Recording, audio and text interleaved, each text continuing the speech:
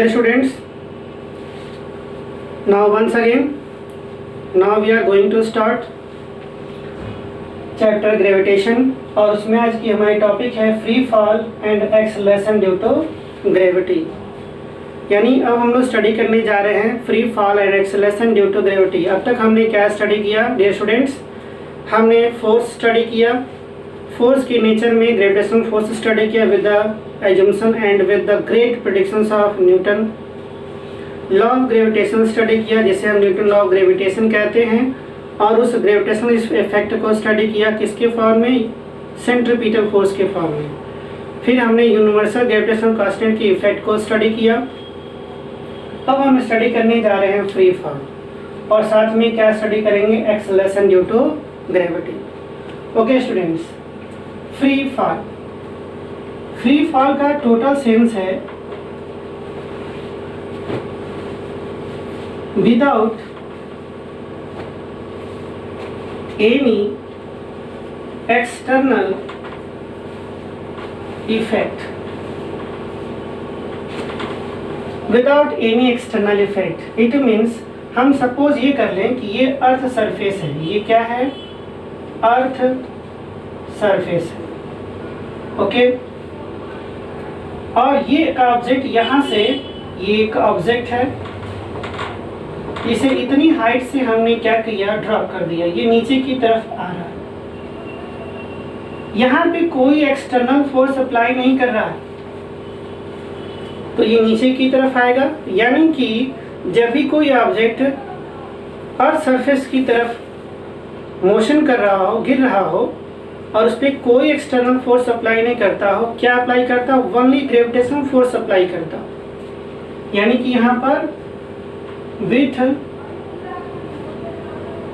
gravitational force, with gravitational force वो नीचे की तरफ क्या है? गिर रही है। यानी कि जब वो नीचे की तरफ गिरेगा तो वो इस डायरेक्शन को फॉलो किया, और ये जो डायरेक्शन होगी वो हमेशा क्या होगी? मान लेते हैं पॉइंट O, ये क्या है? सेंटर ऑफ अर्थ है। यानी कि बॉडी जब भी नीचे की तरफ गिरेगी, अगर इसका मास m है तो ये वेट क्या हो जाएगा? mg, नीचे की तरफ गिरेगा, और इसमें जो एक्सेलरेशन प्रोड्यूस होगा उसकी वैल्यू क्या हो जाएगी? g हो जाएगी। ये डाउनवर्ड डायरेक्शन में है तो a की वैल्यू क्या है? g। अगर यही अपवर्ड डायरेक्शन में मोशन कर रहा होता तो हम a की वैल्यू क्या लेते? -g लेते। वो बाद में हम लोग देख लेते हैं, या पहले भी हमने स्टडी कर रखा है। ये हुआ इसमें। यानी हम यहाँ पर ये समझाना चाहते हैं कि अगर कोई object with the help of gravity नीचे की तरफ गिर रहा है तो इसे हम फ्री फॉल कहेंगे, और उसमें जो एक्सेलरेशन डेवलप होगा उसे हम एक्सेलरेशन ड्यू टू ग्रेविटी कहेंगे। क्या कहेंगे उसे? एक्सेलरेशन ड्यू टू ग्रेविटी कहेंगे। Dear students, always keep in the mind, यहाँ पर जो एक्सेलरेशन प्रोड्यूस हुआ with the help of gravity हुआ, इस वजह से ये क्या है? डाउनवर्ड डायरेक्शन में जा रहा है। वो एक्सेलरेशन किस नाम से जाना जाएगा? एक्सेलरेशन ड्यू टू ग्रेविटी के नाम से जानी जाएगी। Clear students? अब एक खास बात करते हैं। ये ऑब्जेक्ट जैसे जैसे नीचे की तरफ आएगा, इनके बीच में डिस्टेंस क्या करेगी? डिक्रीज करेगी। यहाँ पर सबसे इंपॉर्टेंट टर्म क्या है कि डिस्टेंस जो है डिक्रीज करेगा। यानी इनके बीच की जो डिस्टेंस यदि r की वैल्यू डिक्रीज कर रही है तो डेफिनेटली फोर्स क्या करेगा? इंक्रीज करेगा। और यदि फोर्स इंक्रीज करेगा तो एक्सेलरेशन भी क्या है? इंक्रीज होगी, और एक्सेलरेशन डेफिनेटली इंक्रीज करेगी। Right student? यानी कि जैसे जैसे नीचे की तरफ आएगा वेलोसिटी में क्या होगा? चेंज होगा।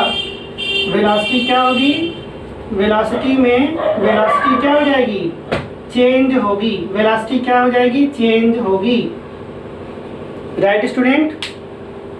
अब यदि वेलोसिटी चेंज हो गई तो डेफिनेटली एक्सेलरेशन मिलेगा, और वो एक्सेलरेशन क्या होगा? एक पर्टिकुलर डायरेक्शन में होगा। Always toward the centre of the earth, always towards the centre of अर्थ। ये हमेशा एलॉन्ग क्या होगा? सेंटर ऑफ अर्थ होगा। ये always along the centre of earth होगी। Right student? यानी कि यहाँ जो फोर्स डेवलप हो रहा है F is equal to G capital M small m. मान लेते हैं मास ऑफ अर्थ क्या है, कैपिटल एम, और इनके बीच की डिस्टेंस को हमने r मान लिया। ये जो डिस्टेंस है सेंटर से लेकर के यहाँ तक, ये जो r की वैल्यू है मास और इस अर्थ के सेंटर तक है। राइट स्टूडेंट, यानी अगर इस हाइट को h मान लिया जाए, यहाँ से यहाँ तक की हाइट को h मान लेते हैं, तो ये जो कैपिटल R हुआ वो क्या हो जाएगा, रेडियस ऑफ अर्थ हो जाएगी। That means m g is equal to G capital M small m by r square. Right student, यहाँ से मास कट गया, रिजल्ट हमें क्या मिला, small g is equal to capital G M by r square. Right student, ये वो formula है जिसे हम mathematically acceleration due to gravity क्या कर सकते हैं, कैलकुलेट कर सकते हैं। इस फार्मूले की स्पेशल पॉइंट्स क्या है, इस फार्मूले की स्पेशल पॉइंट्स क्या हैं कि इस फार्मूले में ऑब्जेक्ट का मास नहीं है। इसका मतलब कि ये acceleration due to gravity object की किसी भी प्रॉपर्टी पर डिपेंड नहीं करता।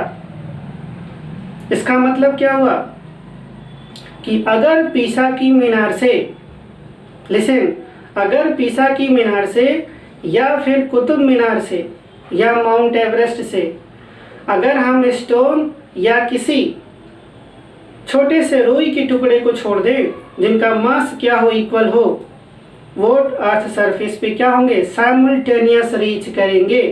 क्यों? क्योंकि ये acceleration due to gravity mass पर डिपेंड नहीं करती। Always keep in the mind my dear students. Okay, now ये सारी जो स्टडी हम करते हैं क्या मानते हैं, वैक्यूम फ्रिक्शनलेस मानते हैं। ये टोटल मीडियम कैसा माना जाता है, frictionless and vacuum. Okay students, okay, यहाँ से एक बात और समझ में आ रही है कि ये जो एक्सेलरेशन ड्यू टू ग्रेविटी है इसकी जो एसआई यूनिट होती है वो मीटर पर सेकेंड स्क्वायर ही होगी। राइट, और स्मॉल आर की जो वैल्यू है, स्मॉल आर की वैल्यू क्या है, कैपिटल आर प्लस एच के इक्वल है। राइट स्टूडेंट्स, यानी कि अगर कोई मास अर्थ सरफेस के बिल्कुल क्लोज हो, यहाँ पे यदि हम ये मान लें कि r की value much much greater than क्या हो जाए, h हो जाए, हाइट। राइट स्टूडेंट्स, तो g की वैल्यू क्या हो जाती है, capital G m by r square. Right student, ये ग्रेविटी हो जाती है acceleration due to gravity for very very closer object to the earth surface. Right student, तो इस न्यूमेरिकल में है कि calculate the value of g on the surface of earth if an object of A given mass is placed on its surface. यानी कि earth surface पर एक मास रखा हुआ है और उस मास पे हमें acceleration due to gravity find out करनी है। Okay students, acceleration due to gravity find out करनी है, तो हम इसे कैसे फाइंड आउट करेंगे, तो फाइंड आउट करने के लिए हम उसी फार्मूले को यूज करेंगे। क्या फार्मूला है, g is equal to G M m by r square. अभी जस्ट थोड़ी देर पहले मैंने उसको क्या किया है, समझाया है कि एक्सेलरेशन ड्यू टू ग्रेविटी की वैल्यू क्या होती है, g is equal to G M by r square. So mass of earth क्या हुआ, 6 इंटू 10⁻24 kg, ये है मास ऑफ अर्थ। g की वैल्यू है 6.67 into 10⁻11 newton metre square. Okay, radius of earth की वैल्यू है 6.4 इंटू 10⁻6 मीटर। राइट स्टूडेंट्स, अब g की वैल्यू रख लिया और m की वैल्यू, ये m की वैल्यू हो गई, ये वैल्यू m की है और ये वैल्यू g और ये रेडियस r का स्क्वायर कर लिया, जिसे हम मैथमेटिकल जब सॉल्व करते हैं तो हमें g की वैल्यू क्या मिली, 9.8 मीटर पर second square. This is the value of g on the surface of earth is 9.8 metre पर सेकेंड स्क्वायर। ये न्यूमेरिकल इसलिए समझाया हूँ कि इसके पीछे रीज़न ये है कि g की वैल्यू 9.8 अर्थ सरफेस पर है, यानी कि अर्थ सरफेस के अकॉर्डिंग सपोज कीजिए ये है अर्थ और मैं इसे ड्रॉ करता हूँ कुछ इस तरह से। ये नॉर्थ हो गया, ये साउथ हो गया, ये ईस्ट है और ये वेस्ट। तो आपको मालूम है कि एसएसटी में आपको पढ़ाया जाता है कि नॉर्थ और साउथ में इसकी रेडियस कम होती है और वेस्ट ईस्ट में यानी इक्वेटर पे ये थोड़ी सी चौड़ी होती है और नॉर्थ और पोल पे क्या होती है, थोड़ी चपटी होती है। यानी कि पोल पे उसकी रेडियस कम है और इक्वेटर पे रेडियस क्या है, ज़्यादा है। तो जहाँ रेडियस ज़्यादा होगी वहाँ जी की वैल्यू कम, यानी आर की वैल्यू ज़्यादा हुई तो जी की वैल्यू कम हो जाएगी। आर यदि कम हुआ तो जी की वैल्यू क्या हो जाएगी, ज़्यादा। आर की वैल्यू ज़्यादा कहाँ पे है, इक्वेटर पे। ये इक्वेटर की हम बात करते हैं और ये कहाँ की बात करेंगे, पोल की। राइट स्टूडेंट्स, यानी कि जी की वैल्यू कांस्टेंट नहीं होती। जी की वैल्यू अर्थ सरफेस पे क्या होती है, प्लेस टू प्लेस क्या होती है, चेंज होती है। राइट, साथ में मैं ये भी समझाऊंगा कि अर्थ सरफेस पर ये चेंज हो गया, उसी तरह से अर्थ सरफेस से ऊपर जाने पर जी की वैल्यू चेंज होती है, डिक्रीज होती है। जी की वैल्यू क्या होती है, डिक्रीज होती है। उसी तरह से अर्थ सरफेस में यानी कि अर्थ के अंदर जाने पर भी जी की वैल्यू क्या होती है, डिक्रीज होती है। यानी कि these are the most important concept about the acceleration due to gravity.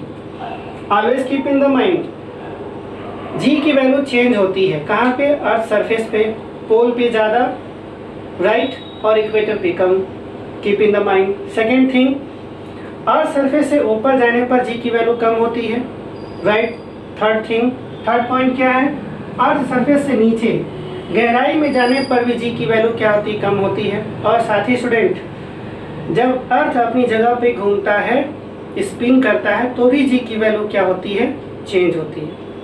Okay students, तो उम्मीद करता हूँ कि ये न्यूमेरिकल आपको एक्सेलरेशन ड्यू टू ग्रेविटी को समझने में हेल्प करेगा।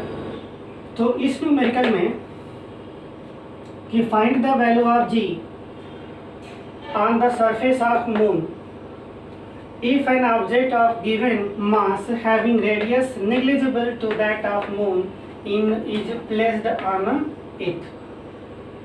इस न्यूमेरिकल को लेने के पीछे मेरा मकसद क्या है, मेरा मकसद ये है कि हम मून के एक्सेलरेशन को, मून के सरफेस पे जो एक्सेलरेशन है उसको अर्थ पे एक्सेलरेशन से हम कंपेयर करना चाहते हैं।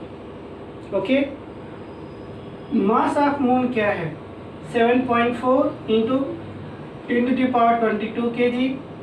रेडियस ऑफ मून क्या है, 1.75 इंटू 10⁻6 मीटर। एंड जी की वैल्यू क्या है, 6.67 इंटू 10⁻11 न्यूटन मीटर स्क्वायर पर kg स्क्वायर। सो जी की वैल्यू क्या हुई, जी की वैल्यू हो गई 1.6 मीटर पर सेकेंड स्क्वायर। यानी कि मून के सरफेस पर एक्सेलरेशन ड्यू टू ग्रेविटी और अर्थ सरफेस पे एक्सेलरेशन ड्यू टू ग्रेविटी को कंपेयर किया तो रिजल्ट हमें क्या मिल रहा है, 1/6। सो डियर स्टूडेंट्स, इसका मतलब क्या हुआ, इसका मतलब ये हुआ कि अगर हमारा जो भी वेट अर्थ सरफेस पे है, जब हम मून पे जाएंगे तो मून पे हमारा वेट क्या हो जाएगा, 1/6 हो जाएगी। यदि हमारा 60 kg वेट अगर हम ऑब्जर्व करते हैं अर्थ सरफेस पे, तो मून पे लगभग क्या हो जाएगा, 10 kg वेट ऑब्जर्व होगा। ओके स्टूडेंट्स, लेकिन always keep in the mind कि मास पे कोई फर्क नहीं पड़ेगा। So dear students, I hope कि ये topic acceleration due to gravity with free fall आपको समझ में आया होगा। अब हम अगले लेक्चर में क्या करेंगे, equation of free of fall पे काम करेंगे। तब तक के लिए सबसे ज़्यादा जरूरी क्या है, जब भी घर से बाहर निकले मास्क लगाएं, सोशल डिस्टेंसिंग को फॉलो करें और हाथ को समय समय पर सैनिटाइज करें। Thank you.